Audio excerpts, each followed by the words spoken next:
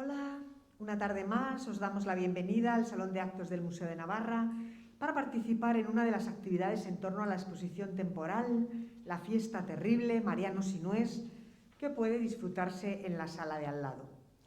Una bienvenida especial a Miguel Ángel Ortiz Albero, recién llegado desde Zaragoza, para hablarnos de bailar lo macabro en la escena, la literatura y el arte contemporáneos. El motivo de esta exposición y de esta conferencia son los fantásticos 16 dibujos que integran la danza de la muerte que Mariano Sinués pintó entre 1964 y 1966 y que custodia el Museo de Navarra.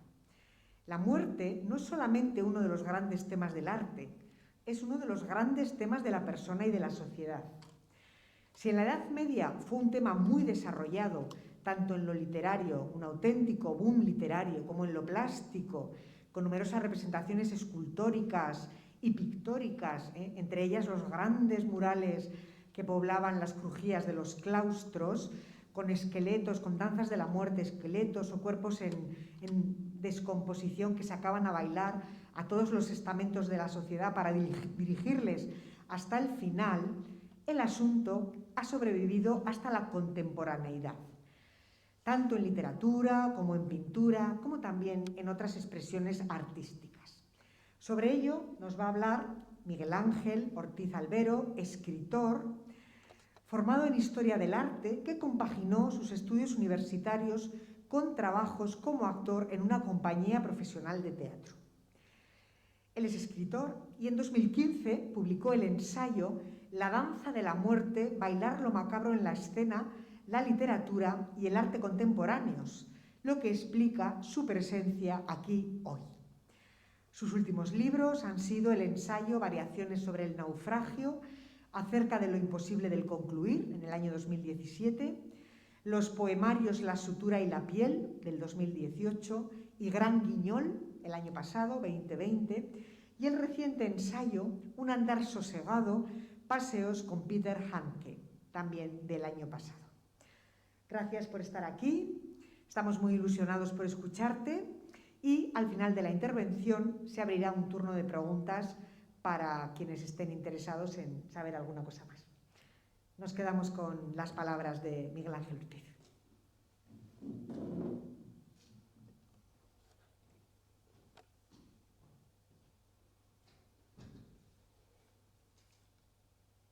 Aquí comienza la danza general en que tracta como la muerte avisa a todas las criaturas que paren mientes en la brevedad de su vida e que della mayor cabdal non sea hecho que ella merece. E asimesmo les dice e requiere que vean e oyan bien lo que los sabios predicadores les dicen e amonestan de cada día, dándoles bueno y sano consejo, que pugnen en hacer buenas obras porque hayan cumplido perdón de sus pecados. El luego siguiente, mostrando por experiencia lo que dice, llama y requiere a todos los estados del mundo que vengan de su buen grado o contra su voluntad. Comenzando, dice ansí. Dice la muerte al dramaturgo Tadeusz Kantor: me has otorgado el cargo de maestra de tu escuela. Eres el hombre de los dobles, el de los pequeños cadáveres vestidos de negro y atados a la espalda, el constructor de fragmentos y descuidos para dar la sensación de muerte. Eres el que mantiene tras el cordel, el del lugar en el rincón, el hombre apartado de la silla que dice que ese y no otro es su sitio. Te dices espectador, muerto, actor, figura de cera, maniquí señalado con las marcas de la muerte. Eres el vagabundo que cierra para sorpresa de todos, el que rompe con los ritmos y los rompe, y fragmenta el movimiento de los gestos. Eres el que marcha al frente del desfile, el que dirige el circo de la muerte. También el de las inútiles andaduras y las convulsiones, el de los lamentos y los textos repetidos hasta la extenuación, el de los gemidos y los borrones frenéticos, el de la lengua de los niños y las letanías mecánicas y absurdas. Eres cuerpo y eres sangre, eres el que invita al baile de la muerte, el que grita que pase el siguiente, el que tras el paroxismo vuelve a empezar y retorna a la vida como si no hubiera pasado nada. Has elaborado listas de nombres, de objetos, listados de mobiliarios, de cachivaches, de bultos y envoltorios.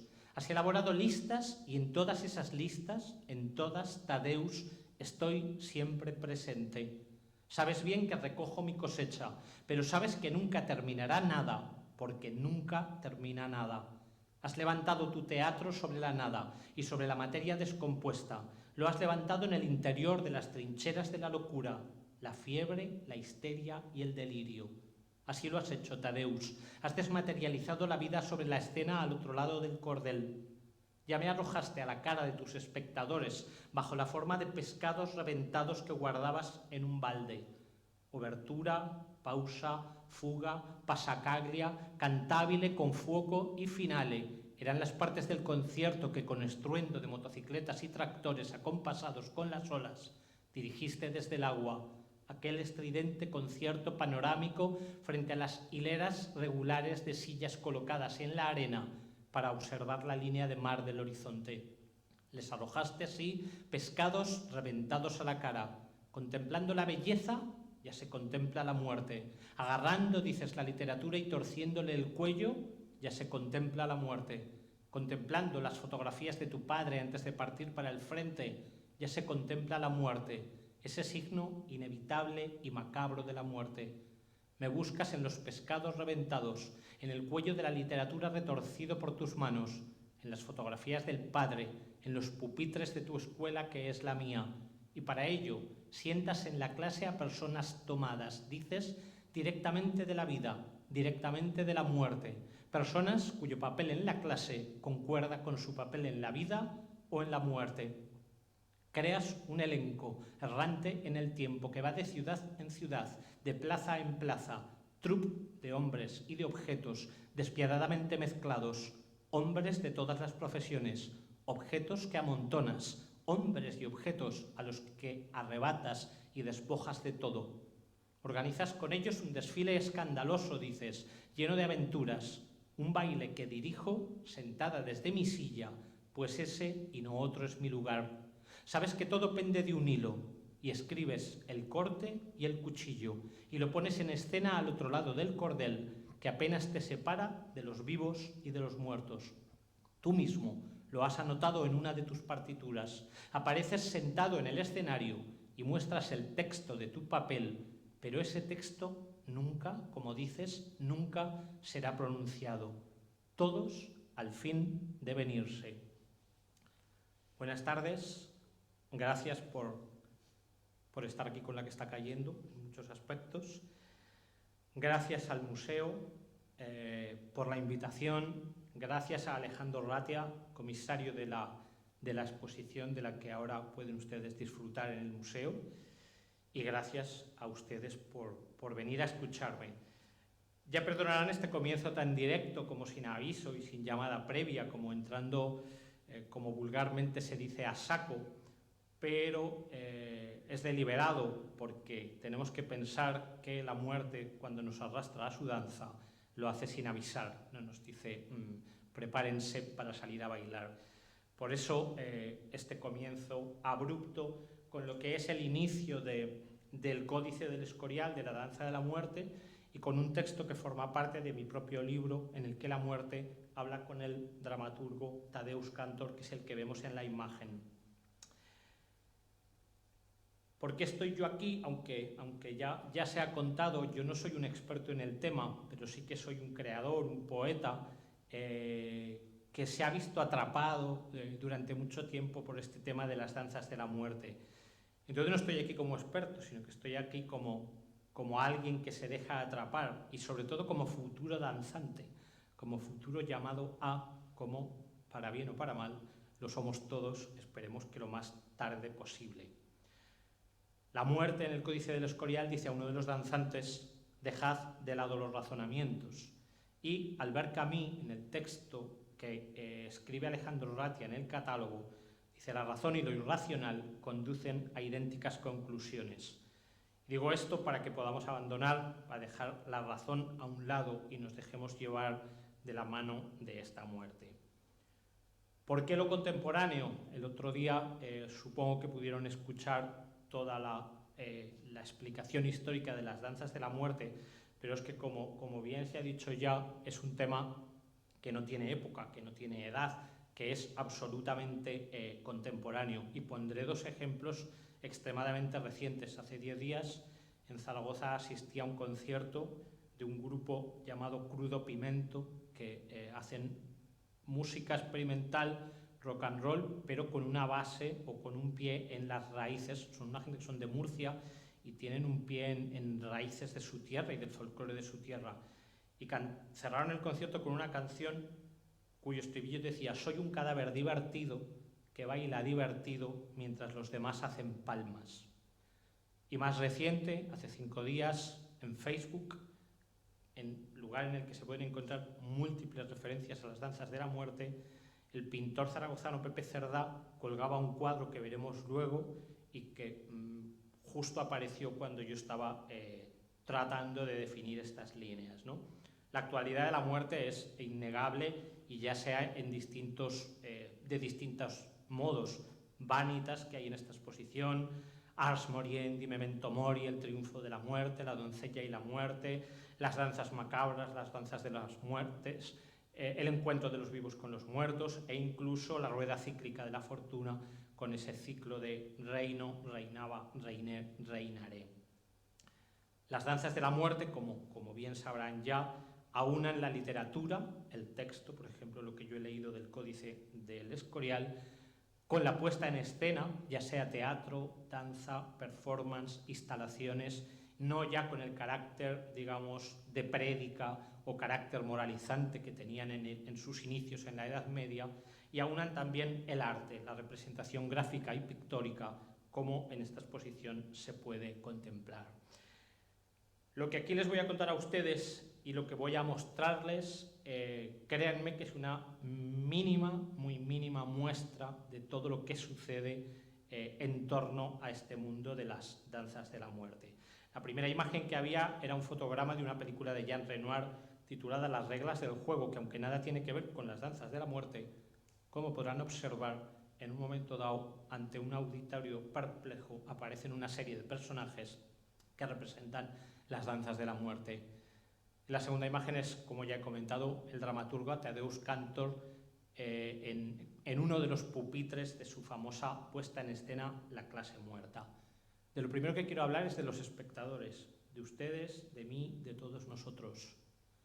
Tadeusz Kantor, de nuevo, ante los actores de su función La clase muerta. Tadeusz Kantor solía subir al escenario durante las representaciones de sus montajes como un personaje más. Y aquí tenemos varios de los personajes de La clase muerta, varios de los maniquíes de cera que él utilizaba y este personaje de una mujer que mira a través de una imaginaria ventana. En un sótano en 1975, que es cuando se estrena esta pieza, los actores, desde sus pupitres y al otro lado de un cordón que los separa de los espectadores, clavan su mirada en estos espectadores incómodos. Da la sensación de que los actores buscan a alguien en el patio de butacas, como yo podría buscarles ahora a ustedes, como si quisiesen pedir algo a alguien, como si deseasen invitar a alguno de entre la multitud a compartir ese pupitre, esa tarima, ese lugar. Y sin embargo, saben los actores, pues así se lo ha hecho saber su director, que es Tadeusz Kantor, que tienen que crear un sentimiento ambiguo de separación entre los unos y los otros. Repulsa y atracción, les dice Tadeusz Kantor. Vosotros a un lado, inmóviles, mirando los unos a través de los otros y la multitud de los espectadores enfrente. Vosotros como muertos, condenados, pero ¿y ellos? ¿Y los espectadores? En el programa de mano del día del estreno, Tadeusz Kantor advertía a los espectadores que en el interior de un teatro los únicos seres vivos son los espectadores. Todo lo demás son cadáveres en movimiento. Sin embargo, años más tarde, en una lección que imparte en Milán sobre teatro, dice que todos estamos en el mismo saco, que el peligro es igual tanto para ustedes como para mí, tanto para los espectadores como para los actores, para los vivos y para los muertos. para esos ancianos que en el espectáculo cargan con unas figuras de cera que podrían ser sus propios cadáveres. No hay un lugar artístico, no hay símbolos, dice Tadeusz Kantor, hay simplemente un lugar real. Esa clase es un lugar real. En origen se traza un leve cordel que separa a espectadores de actores, pero no hay un escenario como tal. Y en ese lugar indefinido, la muerte a todos nos ve.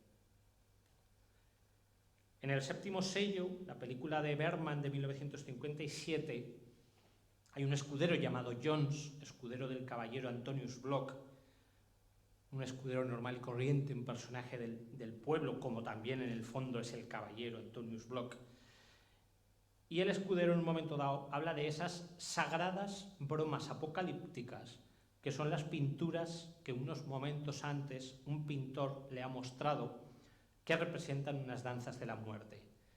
El escudero comenta que tales representaciones son el alimento de todos los hombres modernos, así se dice en la película, de todos los hombres modernos. Mis piernas, dice el escudero, son el péndulo del tiempo que me conducirán a la danza de la mano de la muerte. La mano de la muerte que nos arrastra a su baile es la mano que mueve a todos los hombres modernos, no solo a los medievales, también a nosotros. Auden, el poeta, tiene varios textos que tienen que ver con la danza de la muerte. Les leo uno, por lo que tiene de contemporáneo, de moderno. Damas y caballeros, han logrado el más noble progreso, y el progreso, estoy de acuerdo, es una gran merced. Han construido más coches de los estacionables, han roto la barrera del sonido, y nada impide que muy pronto, en la luna, a una fiesta los conviden. Pero quiero recordarles que eso a mí me divierte. La cosmócrata he sido y seré. Yo soy la muerte. Entre jóvenes y osados ando, y a mi antojo se fía el alpinista de una rama podrida, mientras nadan con resacas. A los niños recojo, el piloto maniobra, hace la horrible herida. Con otros me contengo y les regalo más vida antes de asignarles, según mi propio humor, a este una coronaria, a este otro un tumor. Soy liberal en lo que toca a religión y a raza. Ingresos tasables, crédito, ambición social no me impresionan. Sé que nos veremos cara a cara a pesar de las medicinas y a pesar del hospital. No obstante, los eufemismos del más caro enterrador, matrona de palacete, miserable de cabaña, bailarán todos conmigo cuando toque mi tambor. Tobias Weiss es un artista alemán que en 1913 hace una serie de grabados contemporáneos sobre la danza de la muerte, como el que aquí vemos. Tradicionalmente la muerte en las danzas se aparece en los distintos estamentos, pero aquí por primera vez se aparece a unos automovilistas que tienen un accidente, en otro de los grabados se aparecen en un accidente de trenes, hay una explosión de un dirigible e incluso en un momento dado, en un espectáculo de danza, el grabado representa el momento en el que músicos, espectadores y las bailarinas del escenario empiezan a arder en un fuego al que les arrastra la muerte. Un escenario que arde. El escenario, el lugar. Espectrograma, danza macabra. En mayo de 1938, en un gimnasio, el gimnasio del Black Mountain College, la famosa escuela norteamericana, Santi Chavinsky, que venía de la Bauhaus, de haber dado clases en la Bauhaus alemana, construye un auditorio circular a base de círculos concéntricos en torno a un escenario central. Como si se tratase de un teatro anatómico, de un auditorio en el que diseccionar la realidad e intentar averiguar cuál es la estructura del presente. Y volvemos a lo moderno, a lo contemporáneo. Y esa estructura del presente en ese escenario anatómico se analiza desde lo positivo y desde lo negativo, desde la vida y desde la muerte, desde las luces y las sombras.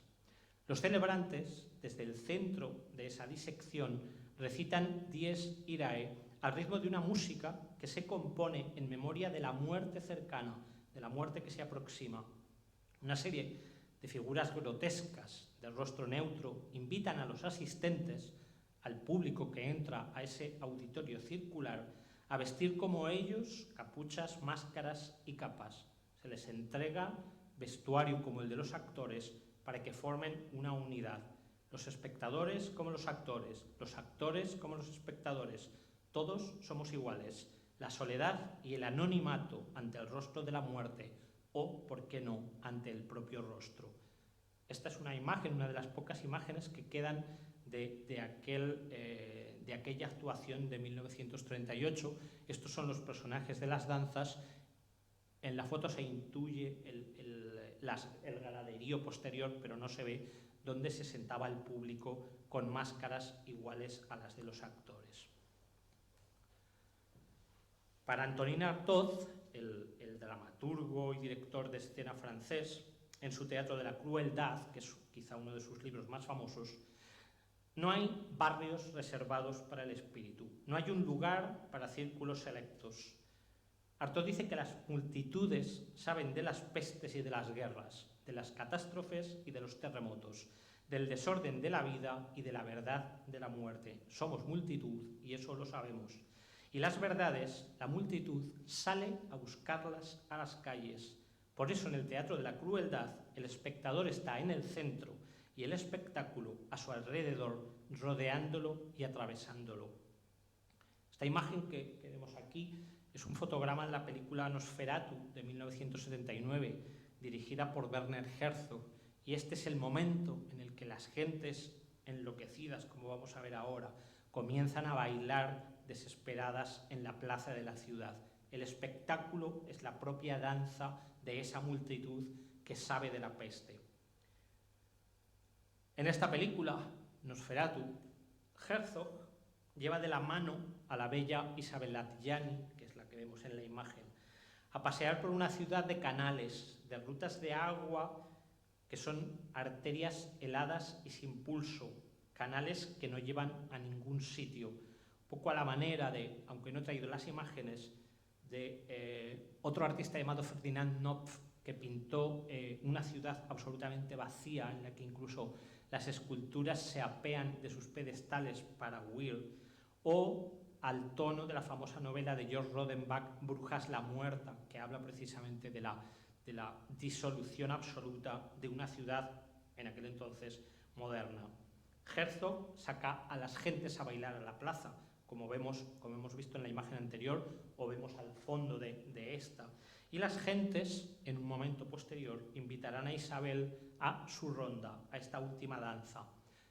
A la ciudad ha llegado el barco de las ratas en el que viene Nosferatu, y ante la fiebre el temor es terrible.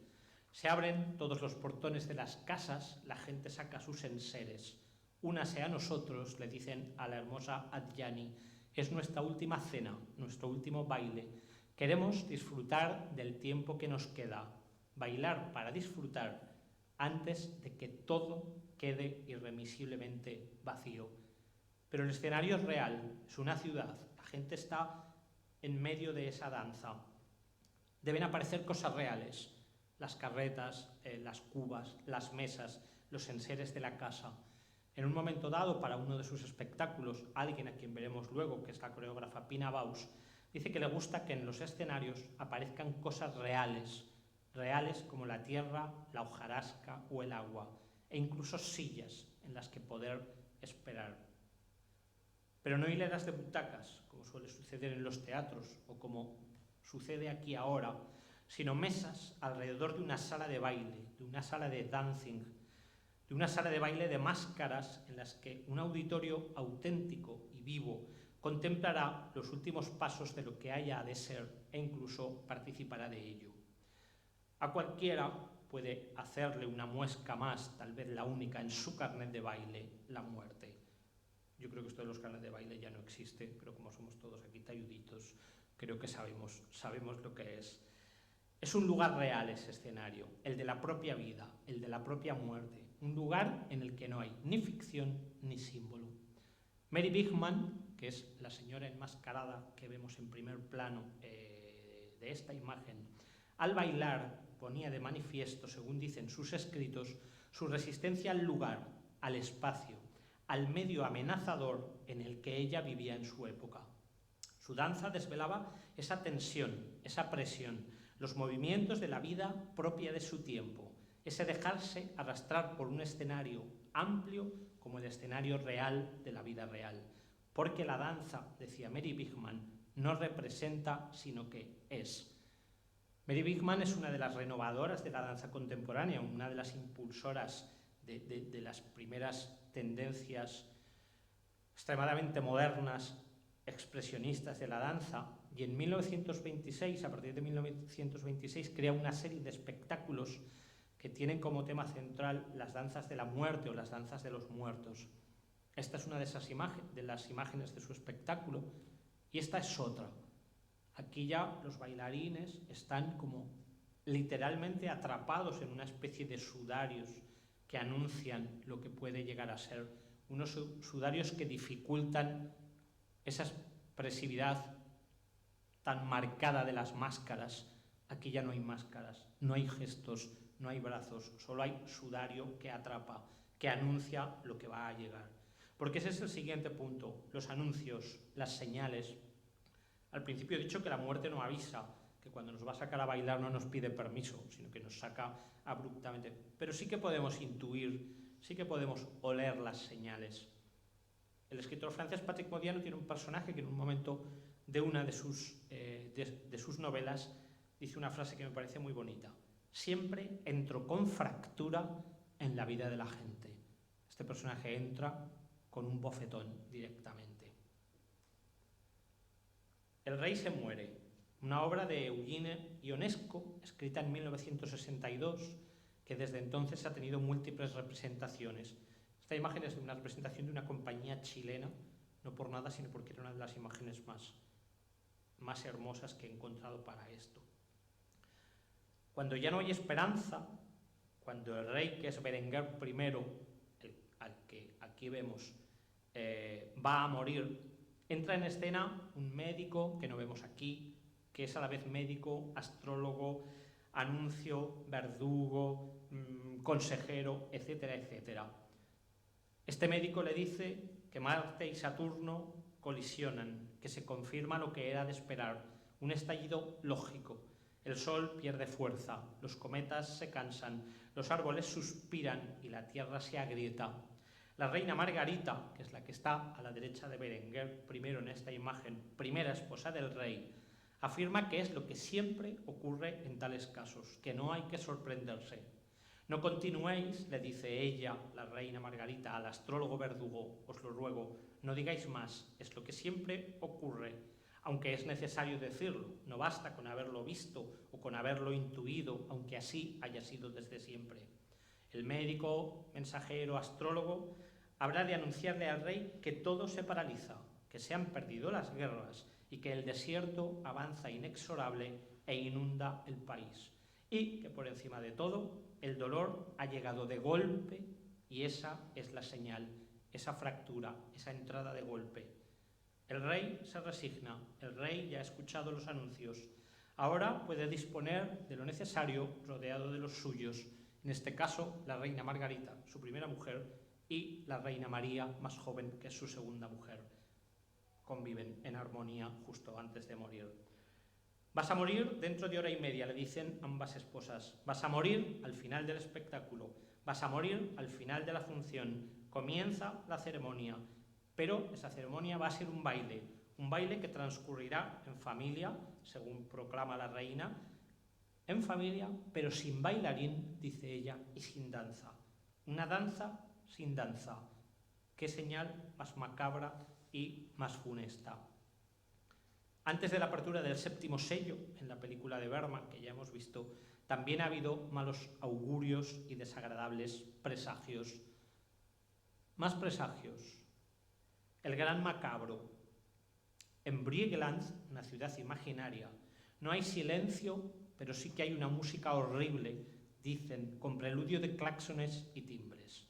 Allí, en esa ciudad ideada para una irónica ópera macabra de Giorgi Ligeti, que es lo que vemos en la imagen, en una puesta en escena del año 2009 a cargo de la Fura dels Baus, que por cierto he visto carteles que vienen a Pamplona en breve, ópera que se estrenó en 1979. En esa ciudad Se dice que hay arañas ponzoñosas, serpientes, borrachos que ladran como perros o maullan como gatos. Pero también hay carcajadas estridentes y sonoras carcajadas. Pero sobre todo hay una luz roja, brillante, ardiente como miles de soles, satélite, asteroide o astromortal que se viene encima de todos los habitantes de la ciudad como una gran bola de fuego de infierno y muerte que abrasa pero a la vez purifica. Antes de la llegada del mal, cualquiera que éste sea, se escuchan aquí y allá carros que rechinan entre aguas muertas y nieblas, golpes, crujidos secos y llamadas a las puertas, aullidos y cantos de lechuza o toques de campana. Las gentes sienten estremecimientos sin causa justificada o con ella, sobresaltos, tropiezos, y todos se agolpan los unos con los otros, con los ojos inundados de unas lágrimas no deseadas. Si alguna vez buscan el Gran Macabro, escucharán esta música que está llena de maullidos, claxones, chirridos y ruidos. Quiero hacer notar de la imagen el vestuario que llevan los personajes que se carcajean, porque van a aparecer más imágenes de este tipo.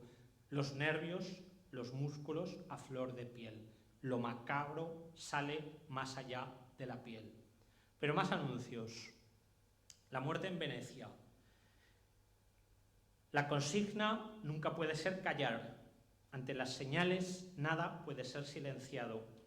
En una Venecia de clima opresivo, con el mar en calma bajo un sol ardiente, Gustav von Aschenbach, el personaje que hay sentado en su tumbona, turbado y extraviado desde ya hace algunos días, escucha sin querer una palabra que le desconcierta profundamente. Hay en ese mediodía un olor dulzón y medicinal en el aire que se identifica en las estrechas callejas y los pequeños canales de Venecia. A su paso, él nota constantemente el silencio. Se ha percatado de que todo el mundo va enmudeciendo a su alrededor. Las gentes desvían las conversaciones y ante sus preguntas sobre lo que está sucediendo, la gente enmudece. El siroco, él bien lo sabe, el viento que sopla en esos días, no es beneficioso para la salud de los habitantes de Venecia, para la de los visitantes y tampoco para la suya. Por ello, varias veces él se va a repetir a sí mismo la palabra que más escucha, el mal, el mal. Ante la llegada del mal, ante la llegada del cólera, se despide de Aschenbach un bufón veneciano que le canta con lúgubres muecas, tan trágicas como cómicas, el estribillo de una canción incomprensible, a voz en cuello, temblando, al borde del estallido incontenible, doblando las rodillas, golpeándose los muslos, señalando con el dedo hacia lo alto, cogiéndose las caderas y convirtiendo la risa en grito, hasta que todos los que con él bailan estallen con él. Su cara pálida es una maliciosa máscara erosionada por la mueca de ese mal que sopla en esos días. Como así también sucederá con la cara de Aschenbach, con la máscara de Aschenbach al final de la historia, que no es sino el rostro de la muerte. La imagen anterior forma parte de la versión cinematográfica de Visconti del año 1971, de la obra de Thomas Mann escrita en 1912, y esta es una de las múltiples versiones que se han hecho de la ópera que Benjamin Britten escribió en 1973 con el mismo tema. Ópera que en muchas ocasiones se ha convertido en espectáculo de danza en la que varios de los personajes de La muerte en Venecia han sido bailarines que arrastran a Aschenbach a la muerte o a la condenación. La condenación es importante. Los anuncios nos condenan. Los zapatos o las zapatillas rojas de Hans Christian Andersen. Un cuento de 1845 que en los años 40, en 1948, fue convertido en musical cinematográfico, una película extremadamente interesante, y que en la imagen que ahora les muestro pertenece a la ilustradora española Sara Morante para la edición que la editorial Impedimenta hizo en 2011 de este célebre cuento. Los zapatos que calza la muchacha son preciosos, le dice una tarde, pese a las habladurías de los demás habitantes del pueblo. uno de los hombres a la puerta de la iglesia. Karen, que así se llama la muchacha, asiente, se calza esos zapatos y entonces empieza su condena. Bailará de vuelta a casa, bailará en el baile que celebran esa noche en el pueblo, bailará sin dejar de hacerlo por los campos y los prados, bailará incluso en el cementerio. No hay para Karen ni descanso ni reposo. Está atrapada en ese vértigo imparable. Escucha, de hecho, una maldición que le anuncia literalmente que ha de bailar hasta quedar pálida y fría, hasta que la piel se le quede pegada a los huesos, hasta que no queden de ella más que unas entrañas que bailen. No contaré el final del cuento. Su rostro se descompone de dolor. Las espinas y rastrojos le hieren las piernas. Su cuerpo, tan bello como extraviado y dislocado, ya no responde en absoluto. Está condenada a morir bailando. Alejada del contacto con la tierra, esa tierra que ven en el suelo del escenario, es como debería morir la elegida, Lily, la hermosa joven que deberá ser condenada a bailar e inmolada en la danza para consagrar la primavera. Cuando ella esté a punto de caer agotada, rendida ante su frenético baile ritual, los hombres habrán de evitar que el cuerpo de la elegida repose en tierra. Habrá de ser ella expuesta y elevada hacia el cielo por los hombres, para que al perder su vida en el sacrificio y alejada de la tierra y del suelo, esa tierra renazca y germine al fin. Sin embargo, cuando Pina Bausch crea su propia versión, la pequeña elegida, vestida de rojo y frenética, caerá y se levantará varias veces hasta que, exhausta, no pueda continuar con su condena y se desplome definitivamente rendida. Nadie más la tocará entonces, entregada ya a la tierra, muerta. Nadie la expondrá ni la elevará al vacío y quedará tendida, postrada como si hubiese muerto en vano. Nadie más la mirará en adelante, como si todos indiferentes adivinasen no el renacer necesario y deseado de la tierra, sino un oscuro amanecer idéntico al de todos los días pasados, al de todos los días venideros, repitiendo ese carácter cíclico de la vida y de la muerte. La imagen que ahora ven forma parte precisamente de esa versión de Pina Bausch. Pina Bausch es la gran señora de la danza contemporánea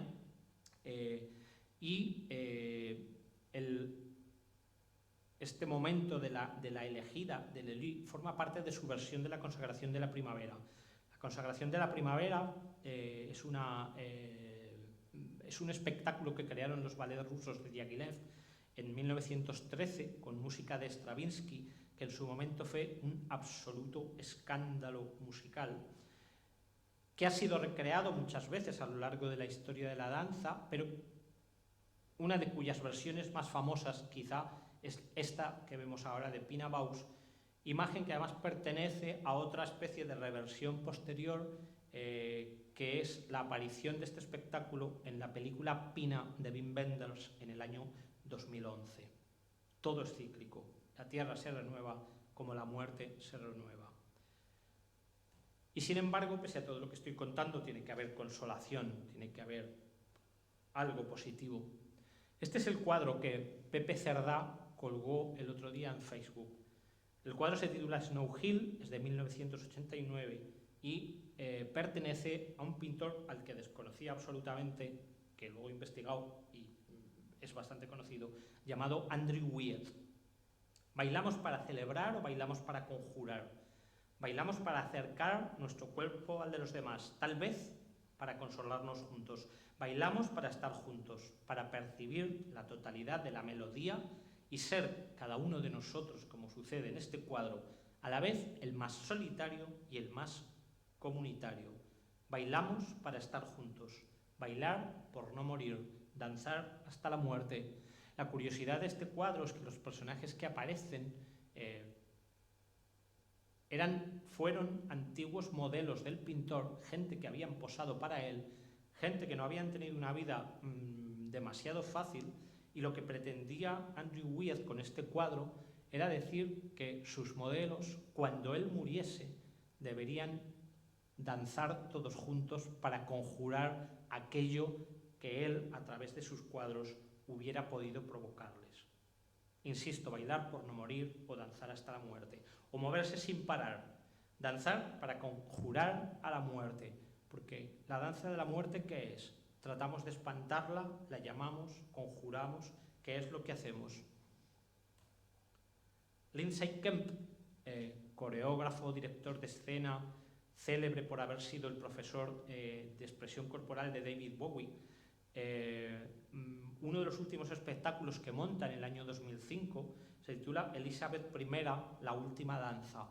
Él interpreta a Elizabeth I y en este momento, para conjurar a esa muerte y para tratar de alargar su vida, Elizabeth I decide que lo mejor para espantar a la muerte es bailar como una poseída, bailar hasta que no le queden más fuerzas.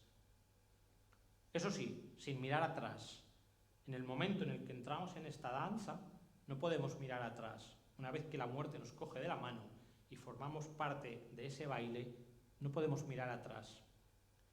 Asomados al Gran Canal de Venecia, Venecia otra vez como ciudad extraña, la coreógrafa Martha Graham le habla al también coreógrafo Maurice Béjart de la ópera Orfeo y Eurídice. El artista dice camina por delante de su obra. Si éste se vuelve, aquella desaparece. No habrá nada más si el artista se vuelve. El creador jamás mira detrás de él. Avanza y avanza sin más hacia la muerte, dice Martha Graham a Maurice Béjart. Él debe avanzar sin buscar y debe conocer su cuerpo, mirar hacia adentro, reconocerse, reconocer el lugar y saberse en el centro de ese lugar que, como ya hemos dicho antes, es escenario y es mundo. Avanzar hacia la muerte, pero no buscar ni mirar jamás hacia atrás. Esta imagen que vemos es una de las piezas célebres de Martha Graham que ella tituló Lamentation, Lamentación, de 1930. En esta pieza ella baila sola y baila con un vestido que, a la manera de los sudarios de Mary Bigman que hemos visto en una de las primeras imágenes, le impide moverse. Ella tiene que luchar contra su propia piel, contra su propio vestido. Esta imagen es un retrato que muchos años después, en 1976, hará de Martha Graham Andy Warhol y que titulará también Lamentation. ¿Cómo nos enfrentamos a esta danza? ¿Cómo llegamos a ella? Dando saltos, bailando, andando. Una fórmula para la danza pura, escribe Paul Valéry, no debe contener nada que haga prever que tenga un término. Y aquí todo hace prever que va a haber un término. Bailar para celebrar el camino, danzar porque no hay término posible. El hombre práctico, dice Valéry, necesita la línea recta, la mínima acción y el tiempo más breve, pues cede a los impulsos únicamente que satisfacen sus necesidades. El hombre práctico que anda en línea recta no puede demorarse, no puede berrear, no puede balancear el cuerpo, no puede gesticular, no puede bailar. El hombre práctico se limita solo a andar. Después, una celebración, la danza de la muerte. Ella no camina con nosotros, sino que nos saca a bailar. No es como el hombre práctico, aunque tiene un objetivo muy claro. Si la danza es al andar lo que la poesía al habla común, ¿es la muerte una poeta? La danza, dirá otro escritor francés, Mallarmé, no es sino un poema liberado de los aparejos del escritor. El pintor francés Paul Delvaux, en 1943, pinta este cuadro titulado El Museo Spitzer, en el que se representa el museo del mismo nombre, un museo como de ciencias naturales y de anatomías, y pinta a esta Venus que camina hacia el interior del museo, que camina serena, en línea recta, pero con una gestualidad un tanto dancística. Camina hacia el interior del museo, pero puede parecer que camina hacia la muerte, hacia el esqueleto del primer plano. Y hay que notar también, al fondo del todo, bajo los cortinajes rojos, esa figura que tiene mucho que ver con las figuras que hemos visto del gran macabro de Ligeti. Esa figura, lo que se denomina écorché, sin piel, el torso con los músculos y con los nervios al aire para el estudio anatómico. El destino final, bien lo sabemos, es idéntico para todos. La duración del camino, sin embargo, la ignoramos. Entre la cuna y la tumba parece necesario alargar ese camino lo más posible, prorrogar el tiempo para así prorrogar la vida. Ese estirar el camino es un modo de separar el nacimiento de la muerte, pero hay otro modo, que es caminar lento, deambular, demorarse dejando esos dos puntos extremos donde quiera que se quieran quedar. Caminar en zigzag, moverse sin cesar, sin tregua, que no es, sino como apunta el filósofo Cioran, la manera perfecta para engañar a la melancolía, para evitar que ésta se despierte si nosotros nos paramos. No hay que pararse, sin tregua, moverse sin parar, como hemos visto que hacía Elizabeth I, saltar, dar volteretas, caminar en zigzag, bailar y bailar, danzar, mas habremos de mantenerla alerta, porque también zig y zag es la cadencia, como ahora veremos, con la que el talón de la muerte golpea la tierra para marcar el ritmo de su danza. Así lo escribe el poeta francés Henri Cazalis en 1872, para que Saint-Saëns dote de vida a ese moverse sin tregua de la muerte, mientras la muerte rasca sin parar su acre instrumento. Debemos pues zigzaguear para evitar el requiebro de la danza final, danzar y tal vez demorarnos. Henri Cazalis, en su texto sobre el zigzag, zig y zag, cadenciosamente la muerte golpea una tumba con su talón, la muerte toca una danza a medianoche, zig y zag con su violín, sopla el viento invernal y la noche es sombría, salen los gemidos de los tilos, los esqueletos blancos atraviesan las sombras corriendo y saltando bajo sus grandes sudarios, zig y zag. Todos se agitan, se oyen castañetear los huesos de los danzantes. Una pareja lasciva se sienta en el musgo como para degustar antiguas dulzuras. Zig y zag, la muerte continúa rascando sin fin su instrumento acre. Esta imagen pertenece a August Bromse, un autor que también hizo varios grabados de ciclos relacionados con la muerte. Este no es exactamente relacionado con las danzas de la muerte, pero sí con otro tema muy próximo, que es el de la doncella y la muerte. Si elijo la imagen es por esta gestualidad expresionista de la muchacha, que sí que parece caminar en zigzag y que sí que parece hecha para ilustrar el texto de Cazalis. Andar o desfilar. El bailarín y coreógrafo Kurt Jooss estrena en París en 1932, a mitad de camino entre lo que entonces se concebía como teatro-danza, una coreografía que titulará La Mesa Verde. Kurt Jooss nos dice que no se puede escapar a los desfiles de la muerte en un momento como aquel posterior y previo, porque estamos en 1932, previo a los desastres de las batallas, a los éxodos y a los desenfrenos colectivos que habrán seguro de llegar cíclicamente. Siempre se desfila delante de la muerte o a su lado, dice Jooss. En su búsqueda de lo esencial con los medios esenciales, lo que hace Kurt Jooss es trazar un desfile en 8 cuadros en el que la muerte va recogiendo poco a poco a todos los hombres y a todas las mujeres, de todas las profesiones, de todos los estamentos, de todas las condiciones sociales, y los arrastra consigo en una fuerte tensión gestual de expresionismo anguloso, pesado, señalado, que marca el tiempo que esa muerte manipula tan orgullosa.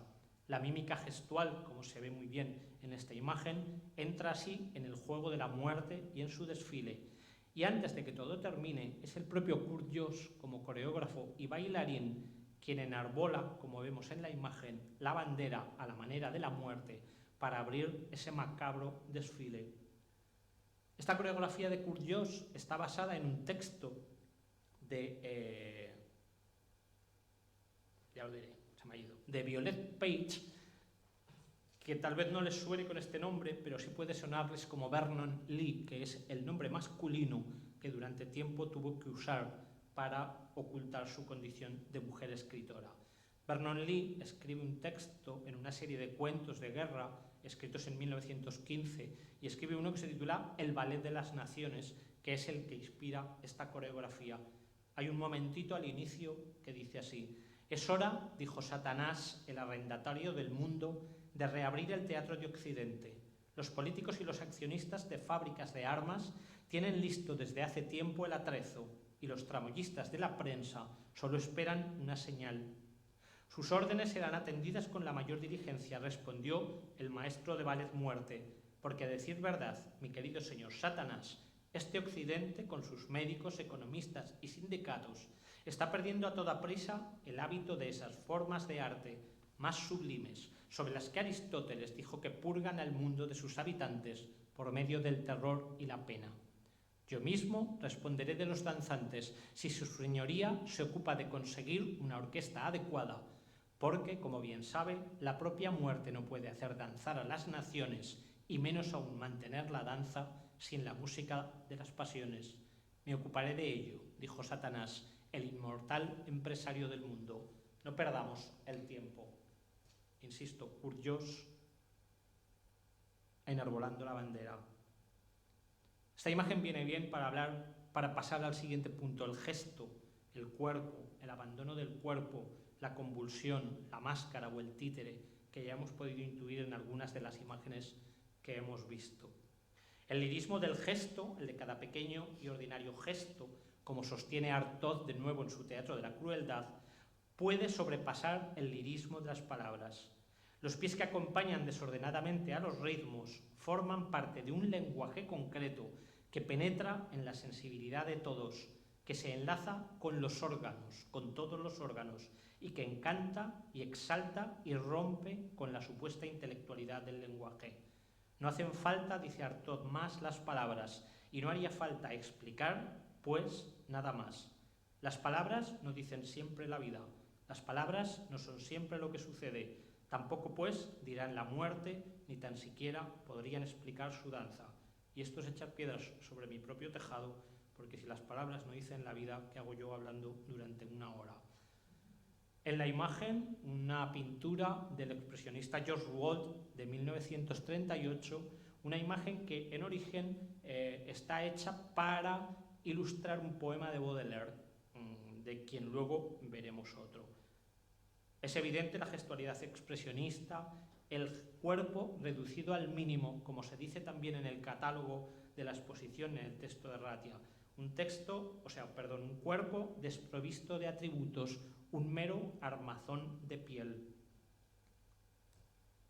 En 1909, el pintor expresionista Oskar Kokoschka, pintor entre otras cosas, va a poner en escena una obra, una especie de performance de corte expresionista que a la larga va a terminar siendo un sonoro escándalo. Para el cartel, el propio Kokoschka ha pintado, como ven en la imagen, a un hombre de color rojo sangre, de nuevo con la musculatura y con la nervatura a flor de piel. Kokoschka pinta a este hombre de rojo en brazos de una mujer que tiene el absoluto color blanco de la muerte. En la representación, los actores van a ir decorados o van a ir pintados como la figura del cartel o como los personajes sin piel que hemos visto antes.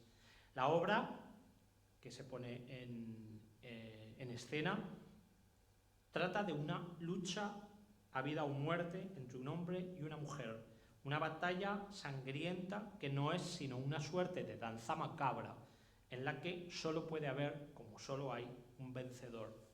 Algunos años después de ese escándalo, el propio Kokoschka, en su biografía, dirá que lo que de verdad irritó al público en su momento fue el hecho de que los nervios de los actores estuviesen a la vista, por encima de la piel. Pinté, dice, los nervios, tendones y músculos de todos los actores y los pinté en el lugar exacto en el que se localizaban, por encima de la piel. No sabemos si el hombre de este cartel la ve a ella, no sabemos si ella la ve a él, no hace falta que se miren. Podemos ver frente a nosotros al cuerpo que baila en las danzas de la muerte, en un baile normal. ¿Dónde está el límite? Se preguntan muchos si es que tal existe entre quien baila y el otro, entre nosotros y el otro. Bailamos con un otro que parece tener nuestro mismo rostro, o bailamos tan solo y tan solos con nosotros mismos. ¿Acaso sea pronto todavía o tarde para intentar decidir y decir con quién cargamos siempre a las espaldas? Pero lo más seguro es que no podamos llegar a averiguar jamás si la muerte, esa que a la ronda final nos invita de su mano, es en verdad la muerte con mayúscula o es tan solo un muerto más. O si somos individuos que cargamos con nosotros mismos, con nuestra propia huella, con nuestro propio esqueleto. Bailamos no con el cadáver del padre, como decían en las vanguardias de principios de siglo, sino con el cadáver propio. Cargamos con nosotros mismos, bailamos con nosotros mismos. La muerte tiene nuestro mismo rostro y es difícil saber del cuerpo que se nos desvanece. Tanto esta imagen como esta forman parte de performances luego convertidas en vídeo de la célebre performer y artista Marina Abramovic. Esta se titula Desnudo, Nude, es del año 2003, y el objetivo de Marina Abramovic en este momento era que, conforme ella respiraba, el esqueleto articulado que tenía encima cobraba de alguna manera vida, y en la siguiente simplemente se limitaba a cargar con su propio cadáver o precadáver, por decirlo de alguna manera. Es decir, si ya vivos cargamos con la muerte, quiere decir que probablemente la muerte desde siempre la tengamos injertada, alojada ya en nosotros. Hay quien dice que cuando nacemos ya llevamos a nuestro propio muerto dentro.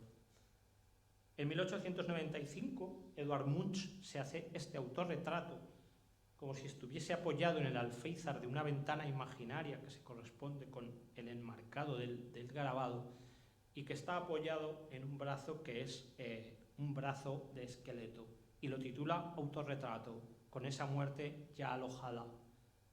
Pero es más, 20 años después se vuelve a autorretratar en esto que él titula La danza de la muerte, y en el que él está colocando la mano sobre ese pecho hueco de ese esqueleto, un poco a la manera de la imagen que hemos visto antes de Marina Abramovic, en la cual la respiración del uno podría transformarse en la respiración del otro. En su crónica del Salón de Pintura de 1859 de París, escribe Baudelaire acerca de una serie de esculturas que responden a esos encantos del horror que para Baudelaire solo embriagan a los fuertes. Esto quiere decir que solo por el hecho de estar aquí ya somos todos fuertes, porque nos embriagan cosas que no embriagan a cualquiera. Un esqueleto femenino es una de esas esculturas de las que habla Baudelaire, preparado para el baile, espera la deliciosa hora de su cita, mientras nos advierte de que el inmenso vaivén de la danza macabra nos arrastrará hacia sitios que nadie conoce. La muerte, dice, admira nuestras piruetas y está siempre preparada para el baile. Siempre. La muerte sí que admira nuestras piruetas, pero lo hace mientras nos enreda en las suyas y con las suyas, mientras nos vence. Este es un dibujo de Félicien Rops, de 1881, titulado La parodia humana. Aquí probablemente el baile ya ha terminado. Esta pareja salen de un dancing, de un cabaret. Ella porta una máscara, pero bajo ella está el signo inequívoco de la muerte. Ella, si no lo ha enredado bailando, lo enredará por la calle. Danza macabra de Baudelaire. Algunos fragmentos que se ajustan perfectamente a esta imagen. Cual si viviese ufana de su noble estatura, con su gran ramillete, su pañuelo y sus guantes, ostenta la indolencia y la desenvoltura de una flaca coqueta de aspecto indolente. ¿Viose nunca en el baile cintura más esbelta? El frunce juguetón en torno a las clavículas, como lascivo arroyo frotándose a las rocas, protege pudibundo de las chanzas ridículas, los fúnebres encantos que trata de ocultar. Sus ojos son de vacío y tiniebla, y su cráneo, adornado con artísticas flores, oscila suavemente sobre frágiles vértebras. Oh encanto de una nada que, loca, se acicala. Tú colmas, esqueleto, mi gusto más profundo. Vienes a perturbar con poderosa mueca la fiesta de la vida.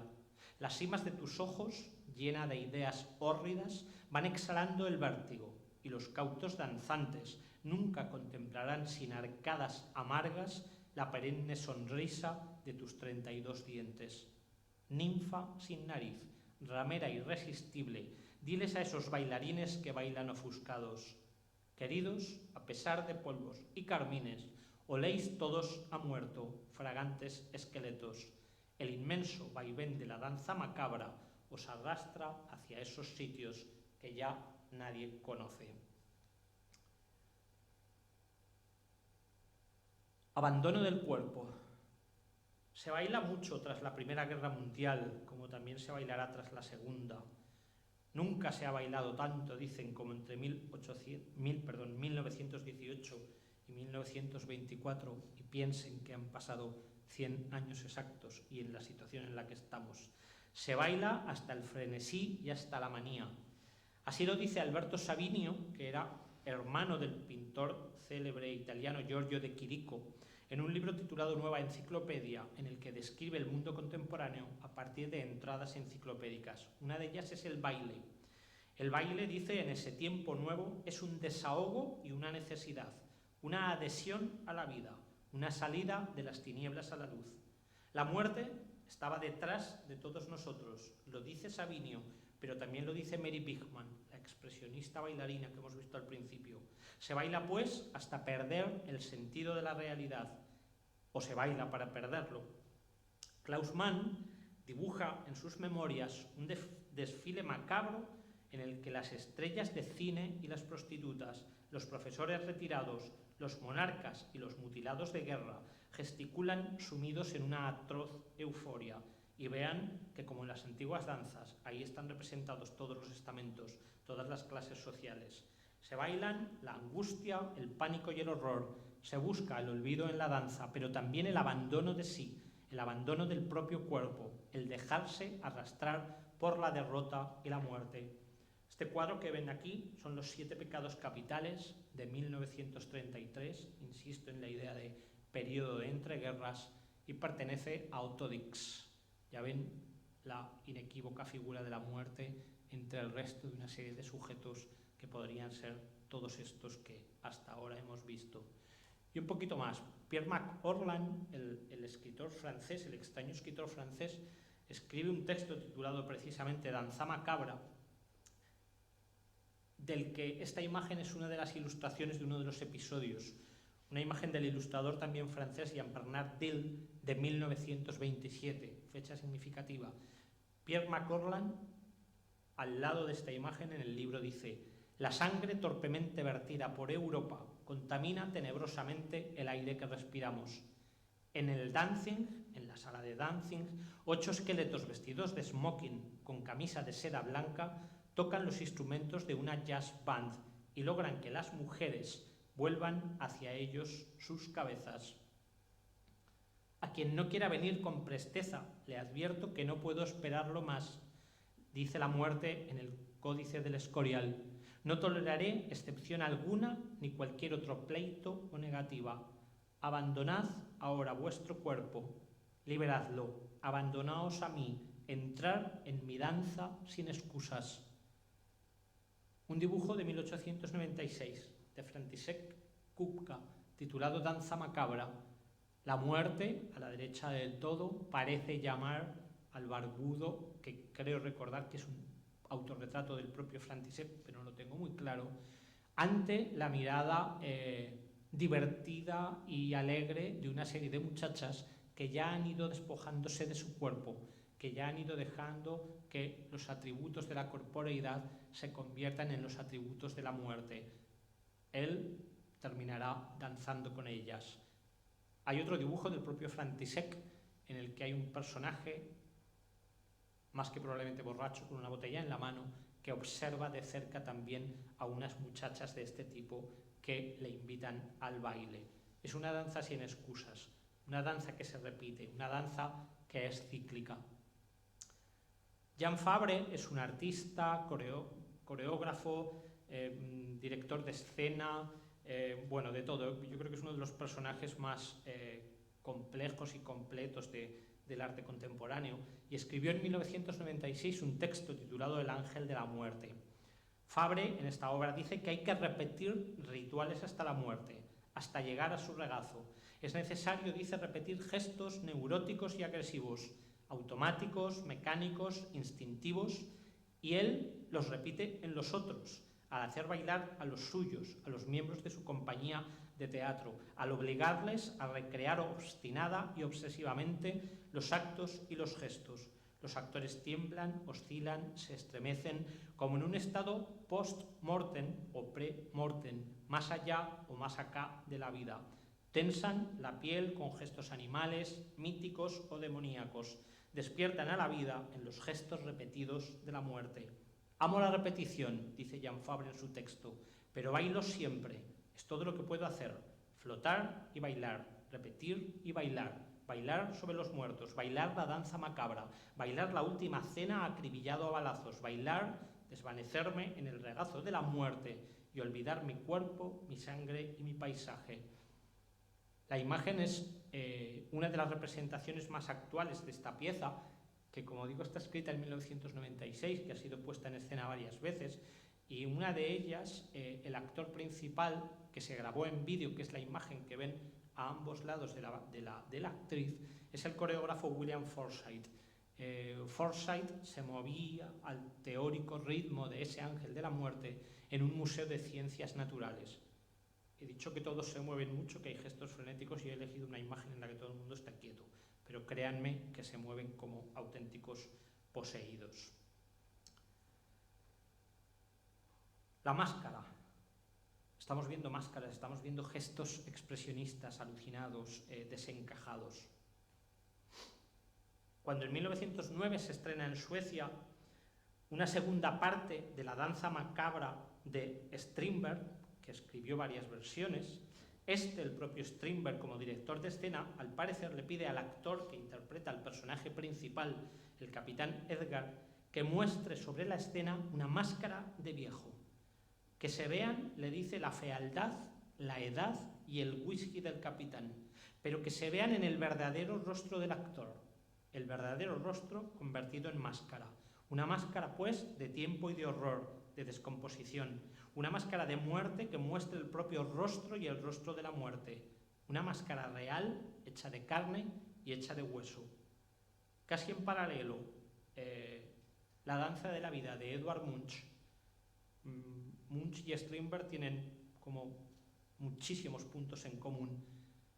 Aparte de porque es una danza de la vida, pongo la imagen porque creo que se aprecia que el bailarín de la derecha que se abalanza encima de la muchacha tiene una cara absolutamente caricaturesca, desencajada, verdosa, como una máscara casi fúnebre de lo que está por llegar en ese desfile de la vida que va de la juventud a la madurez. O más máscaras expresionistas. James Ensor, en 1897, pinta esta escena de carnaval en la que no sabemos si uno de los personajes, uno de los participantes en el carnaval, va disfrazado de muerte o es la propia muerte que se ha colado entre el resto de danzantes, pero lo que sí que es evidente es que hay un par de esqueletos voladores con guadaña que sobrevuelan todo el carnaval en el cielo, en la parte superior. Y una máscara más. Jean Cocteau, el famoso escritor, diseña un ballet para el coreógrafo Roland Petit que se titula El joven y la muerte, en 1946. En ese ballet, en el último acto, la muerte intercambia su máscara con un joven, le tiende las manos y le arrastra en su cortejo. El joven, que está a punto de suicidarse, está parado en lo alto de una silla con la soga en la mano, y entonces entra la muerte vestida de blanco y de rojo. La muerte es una joven, pero que en ese momento tiene la cara de la muerte, la máscara del esqueleto, el verdadero rostro de la muerte. A un gesto de las manos de ella, el joven baja de la silla, se acerca hacia ella y ella le entrega la máscara que porta ante su rostro, la máscara de muerte que cubre la serena belleza de sus rasgos de joven hermosa. Ya con la máscara de la muerte, el joven, y con la cara hermosa destapada, la mujer, marchan en cortejo fúnebre por los tejados de París. Cocteau dice que el rostro de la escritura es el rostro auténtico, el rostro del arte es el rostro auténtico. Sin embargo, el otro, el propio, el que portamos, es una sombra que se va borrando. Tal vez el rostro de la danza, el rostro en la danza, sea también el rostro auténtico, aunque sea además la sombra que se va borrando, el cuerpo entero que se nos va diluyendo, que se nos diluye como un temblor, como un fuego, como una sombra. Una mujer entra en una iglesia, y esto es una anécdota real, contada por el artista que hace esto. La mujer entra en la iglesia. Sobre una de las paredes, unos velones proyectan las sombras temblorosas y deformadas de unas figurillas de metal recortado. Son esqueletos, ángeles caídos y alegorías de la muerte, reliquias de sombra y de memoria. Algunas de ellas, agitadas por corrientes artificiales de aire, bailan con guadañas o con coronas. Sombras blancas las llaman, o lecciones de tinieblas. Dos de esas figuras giran en círculos desplazadas por un motor y proyectan sus sombras móviles sobre la bóveda de la iglesia. Todas las sombras danzan sobre las paredes de esa iglesia.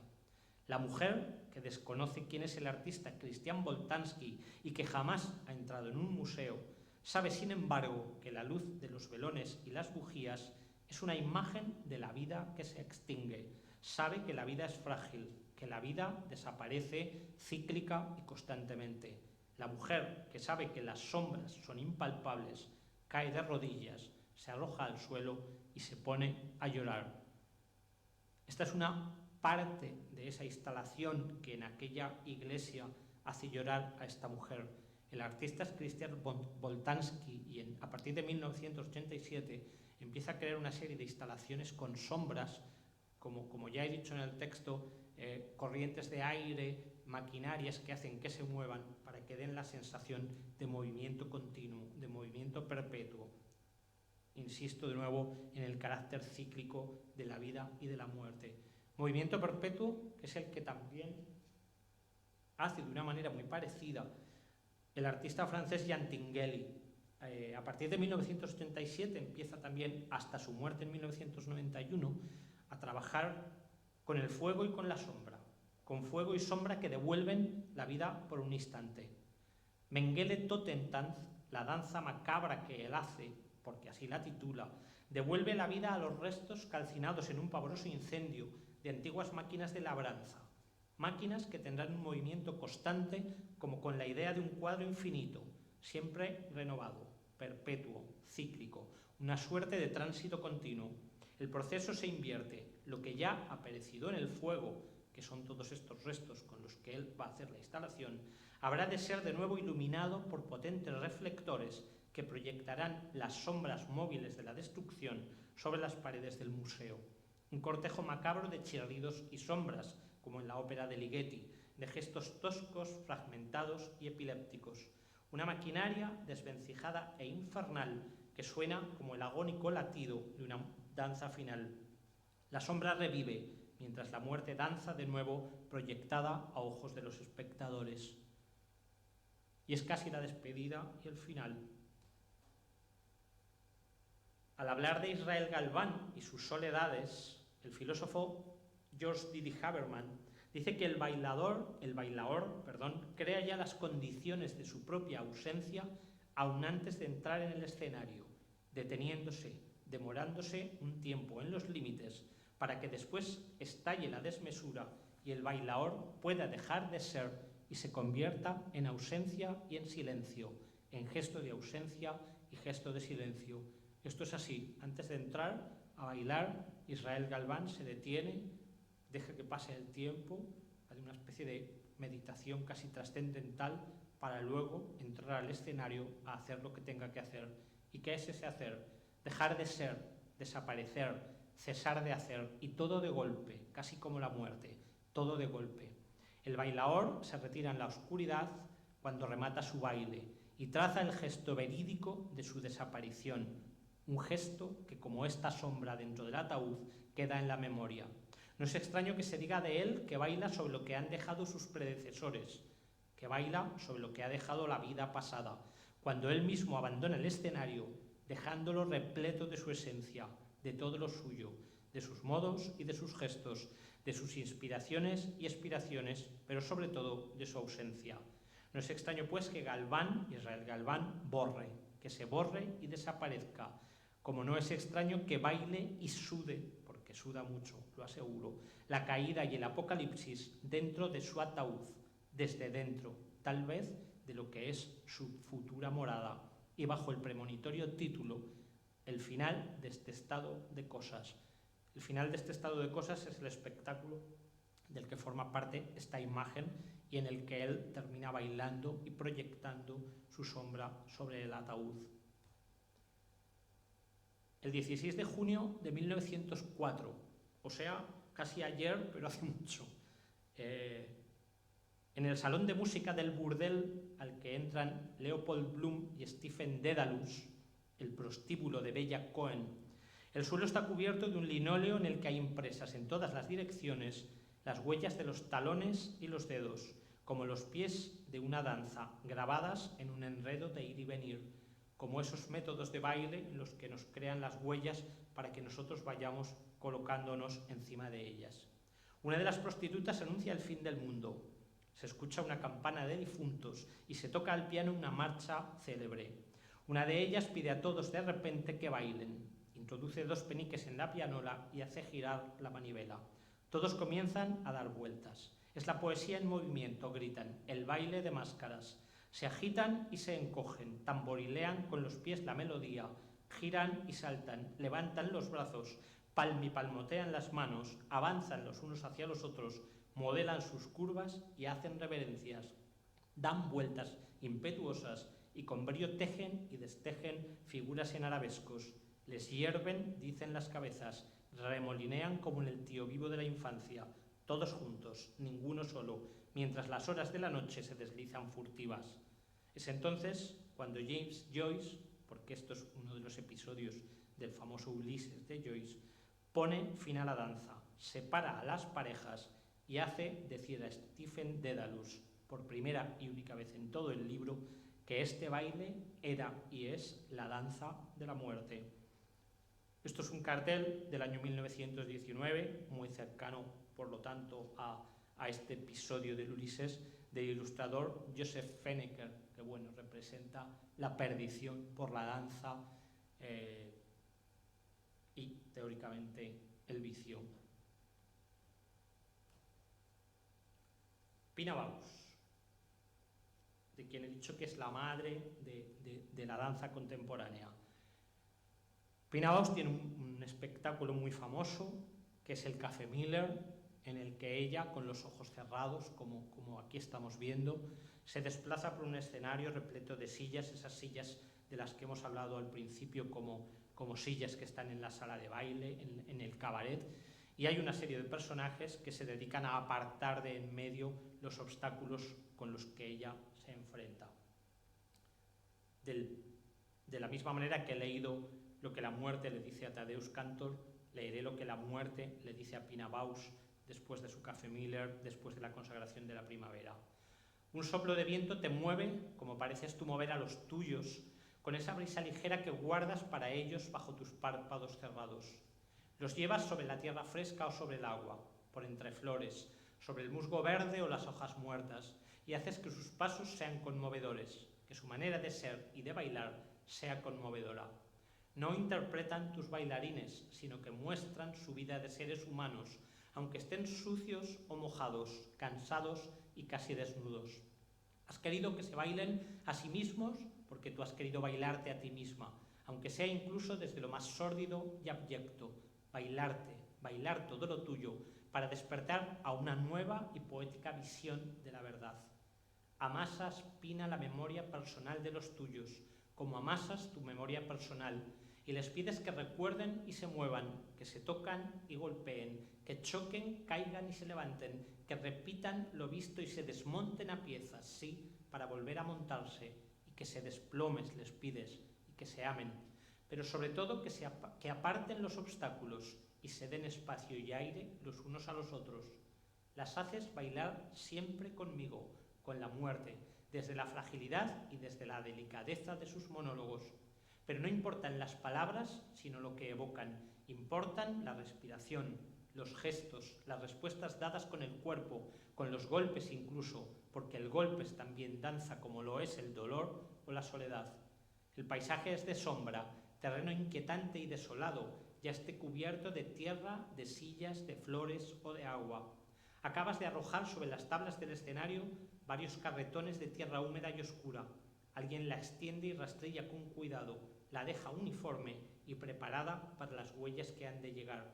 Sobre la tierra arrojas el vestido de sangre de la elegida.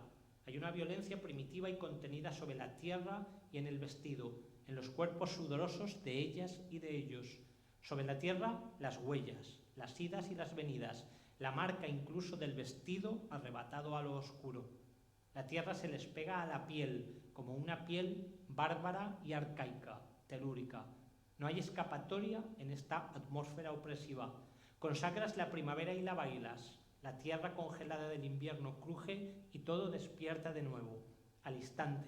Y es el momento en el que la elegida, Lily, debe asumir el rito sin entenderlo, sin comprender. La echas a mis brazos, a los brazos de la muerte, me entregas sus convulsiones y sus sacudidas, la echas a los brazos de los hombres, les entregas a ellos esa belleza que da coraje. Ella debe bailar hasta la extenuación y el desmayo, ese ritmo mecánico, continuo y frenético, que la arrastra como un torrente arrastra a una brizna de paja. Toda resistencia es inútil. Los pies de la elegida arden, ella se proyecta al aire, electrizada, electrocutada por la corriente que agita sus miembros con estremecimientos convulsos. Ya lo dijeron hace mucho tiempo, y ya se repite ahora lo dicho. La elegida será el grano sembrado en la tierra que habrá de renacer, pero antes caerá en mi regazo, condenada a morir bailando. No podrá resguardarse del horror bajo las sillas del café, no. Soy el único horizonte posible, Pina Bausch, pero tú lo sabes bien. Ensayas a puerta cerrada por las noches. Puede ser que bailes en el café al día siguiente o que no bailes, pero te mantendrás muda. Mantendrás a los tuyos en el silencio, cerrarás los párpados y ellos harán tal vez lo propio. Quebrarás tu paso e implorarás con el gesto de tus brazos lo que quebrarán los tuyos e implorarán también. El cuerpo no miente y todo lo registra. Te observo a todos los tuyos desde una de las mesas más escondidas del café, pero puedo sentir el soplo de aliento con que los mueves, la brisa ligera que guardas bajo tus párpados. Y como final, en realidad la muerte no creo que sea indestructible. La muerte también envejece. Y aquí, en un grabado de Hermann Pohl, también de comienzos de siglo, de 1919, la vemos envejecida, decrépita. Y cierro con una obra inacabada de Bertolt Brecht, que empezó a escribir una danza macabra llamada La danza de Salzburgo, que no llegó a terminar, y termino con el pequeño discurso inacabado de la muerte al emperador. Alteza, he tenido un mal año. Mi empresa no es lo que era antaño. Mi trabajo no me da ningún placer. Me siento enferma y vieja antes de envejecer. Me veo por todas partes timada, engañada, perseguida y apartada. ¿Qué será?, me pregunto de mí misma. Tengo ya los síntomas del aneurisma. Se producen con ciertos olores y sonidos y no sirve pensar que son fingidos. He llegado a que, al oír dos taleros sonar, inmediatamente me quiero ya largar. Y si huelo billetes o libretas de ahorro, tengo que ponerme una compresa por gorro, porque nada me saca de mi mundo entero, como todo lo que se refiere a ese dinero. Cuando un día el Señor me ordenó que un cambio en el mundo hiciera yo, y todos los hombres para mí iguales fueran, no se habló de ricos o pobres donde estuvieran, ni de si alguien que en el fondo me gustara una bolsa de táleros ante las narices me mostrara, de forma que no pudiera levantarme la mano aunque se tratara de un decrépito anciano. ¿Qué pensará de mí la gente cuando vea que hago tantas diferencias, como sea, y ante una persona adinerada y bruta, meto la cola entre las piernas irresoluta y voy a buscar unas casas más allá a un hombre bueno que nada ya tiene? Solo que soy injusta de la cabeza a los pies y una canalla corrupta, que es siempre lo que es, la muerte muriéndose de sí misma. Muchas gracias.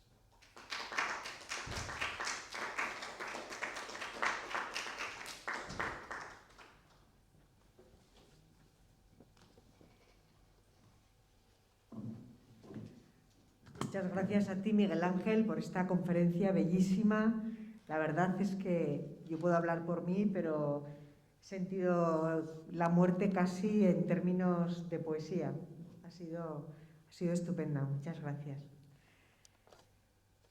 Si alguien quiere hacer alguna pregunta o algún comentario.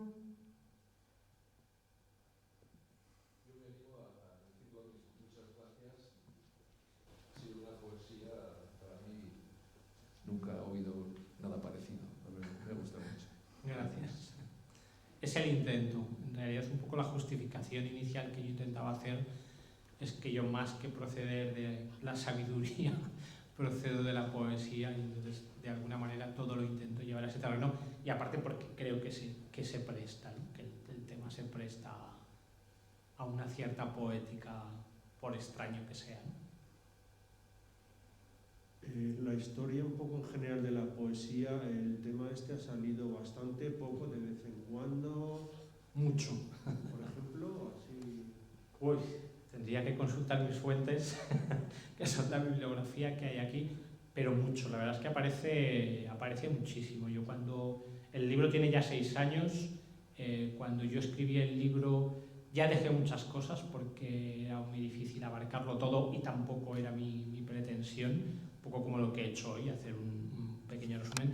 Pero digamos que es un tema, como he dicho al principio, que no tiene un tiempo determinado. Es decir, fíjense que ha habido varias referencias, tanto textuales como de imagen, a la idea de después de la Primera Guerra Mundial, antes de la Segunda Guerra Mundial, ese periodo entre guerras convulso en el que se baila mucho, en el que la gente desea salir, abandonarse, y es difícil, a mí me resulta difícil cuando releo mis apuntes no pensar en lo que está sucediendo estos días con esta gente joven que hartos de, que no los justifico, ni muchísimo menos, pero que hartos de mascarillas y hartos de restricciones se están lanzando, por ejemplo en Barcelona, a bailar en la playa, ¿no? No deja de ser algo parecido. Entonces, es un tema que siempre ha estado ahí, ¿no? Y en la literatura, no sé, estuve a punto de traer la lista de todas las referencias que yo había ido encontrando, pero me pareció que no tenía sentido el empezar aquí a alargar listados sin más.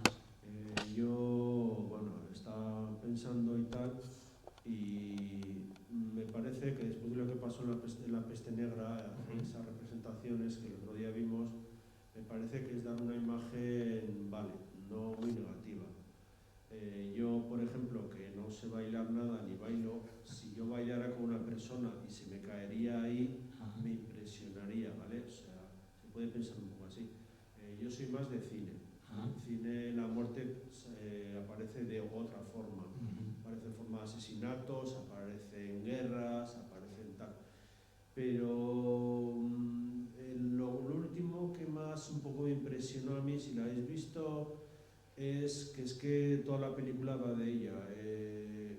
No es que quería cambiar de tema, pero dentro de las artes es la de Ramón Sampedro, que se llama, no me acuerdo de la peli. Sí. Mar adentro. Mar adentro, sí, señor. Va del tema de es un tema también muy moderno, relacionado con la eutanasia, que podía preguntar y tal. En el cine sale de otra manera, y que está claro, ¿no? Vamos a hablar... Melancolía de Trier, por ejemplo, que es algo que dejé, no llegué a meterlo en el libro, pero también se podría haber metido, además hay un anuncio, el planeta se acerca, entonces vamos a morir.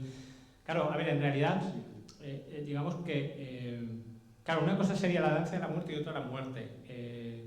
Representaciones de la muerte, como he dicho al principio, hay muchas temáticas, ¿no? Las vanitas, las moriendi, la muerte está presente siempre, ¿no?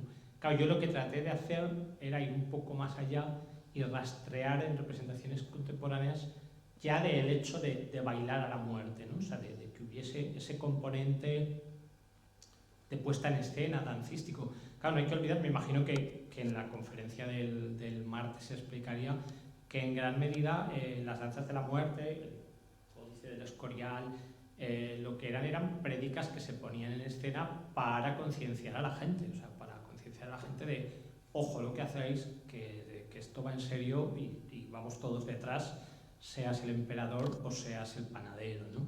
Entonces, ese componente de puesta en escena es el que muchas veces luego en lo contemporáneo se ha recuperado, ¿no? Por eso yo hablaba de danza, teatro, performance, es decir, se ha llevado mucho a lo escénico en muchas maneras.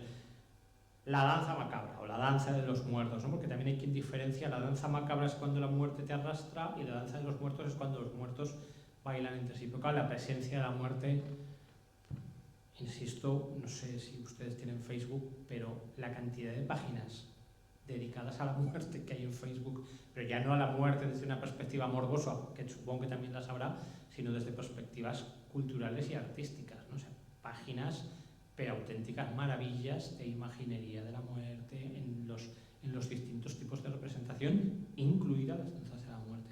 Habría que decir también, hemos visto ahí la danza, digamos, clásica de teatro, ensayo y tal, pero claro, todos comprendemos que estaba yo pensando, y si conoces, se te sale un tema o alguien sepa, en las danzas, bailes típicos, regionales, por fiestas, Exacto, sí. ahí se clama más a la vida, y yo no sé una región española que bailen a la muerte, quitando lo de Verges, y tal, pero en Aragón no sé que yo sepa. No La sé contradanza de Cetina. La contradanza de Cetina. ¿Dónde estás, no? Pues la geografía y yo fatal, pero cerca de Zaragoza. Vale. Cetina es un pueblo de Zaragoza, tiene una contradanza muy famosa, que es por segundo año consecutivo. Ha habido que suspenderla también, se celebraba hace, me parece que es en mayo, finales de mayo, y no es como la de Verges, pero es muy parecida. Lo que pasa es que es muy estilizada, entonces los danzantes, también es la típica estructura de danzantes, demonio, ángel, etcétera, etcétera. Entonces llevan unos vestidos como muy barrocos, muy elegantes, en blanco y negro, que si tú no te paras a pensar que en realidad son representaciones de esqueletos, no lo ves, porque son demasiado finos, demasiado elegantes, y sin embargo tienen una alusión al esqueleto, y ellos llevan unas máscaras blancas con coloretes que también hacen alusión. Supongo que también es un tema en el que no me metí, pero supongo que habrá más, y probablemente en la conferencia próxima también aparezca, porque supongo que en folclore la muerte está muy presente también. Yo no conocía tampoco. Pues la de Cetina además es muy bonita. En los carnavales no me sonaba nada. Aquí en un pueblo, San Justicia, no que era bandolero, pero y bueno, el último comentario era que enlazando más con la religión, sí está presente, vamos, claramente las procesiones de Semana Santa. También. Que es todo el ambiente, ahí sí que está la muerte, digamos, presente. Y procede, vamos, no es que proceda de lo mismo, pero también, digamos, la mezcla de ocultación del rostro, olores a incienso, escultura expresionista, todo va, digamos, está dirigido a conmover al fiel. Yo no soy creyente, pero me encanta la Semana Santa de Zaragoza y todos los años salgo a ver procesiones porque me gusta mucho, digamos, esa parte de puesta en escena, realmente entiendo que a la gente le conmueva porque es una de las funciones del arte, ¿no? Generar una catarsis, conmover a alguien y tratar de convencer de lo que se está predicando. Saber que va a llegar, pero tener siempre prevalecer la vida siempre que se pueda. Siempre. Muy bien, muchas gracias. ¿Algún otro comentario o pregunta? Pues volver a agradecer a Miguel Ángel Ortiz, felicitar, la verdad, por una conferencia en poesía casi. Y nada, emplazarles para la próxima sesión que tendrá lugar el día 23. Muchas gracias.